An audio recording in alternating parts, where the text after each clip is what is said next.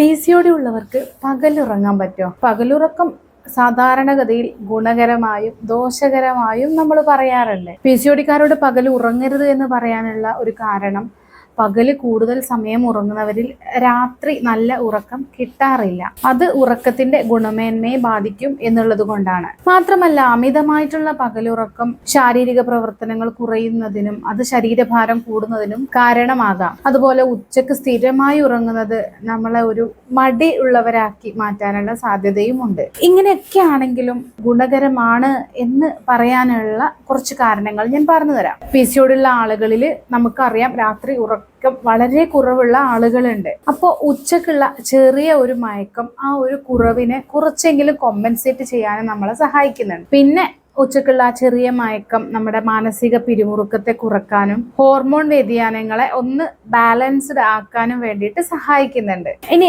ഉച്ചയുറക്കം നല്ലതാണ് എന്ന് നമ്മളിപ്പോൾ പറഞ്ഞുവെങ്കിലും അത് എങ്ങനെ ഉറങ്ങണം എന്നുള്ളത് ഇതിന്റെ ഒരു പ്രധാന ഘടകമാണ്. ഇവിടെ നമ്മൾ ഉച്ചമയക്കം കൊണ്ട് ഉദ്ദേശിച്ചത് 20 മുതൽ 30 മിനിറ്റിൽ കൂടാത്ത ഒരു സമയമായിരിക്കണം നമ്മൾ ഉറങ്ങുന്നത്. ഇത് അമിതമായ ഉറക്കത്തെ കുറക്കാനും ഇത് കാരണം രാത്രിയിലെ ഉറക്കം തടസ്സപ്പെടാതിരിക്കാനും വേണ്ടിയാണ് ഈ കുറഞ്ഞ സമയത്തുള്ള ഉറക്കം റെക്കമെൻഡ് ചെയ്യുന്നത്. ഉറങ്ങാൻ തിരഞ്ഞെടുക്കുമ്പോൾ വളരെ ശാന്തമായ ഒരു സ്ഥലം തന്നെ തിരഞ്ഞെടുക്കുക, കുറച്ച് ഇരുട്ടുള്ള സ്ഥലം തിരഞ്ഞെടുക്കുക.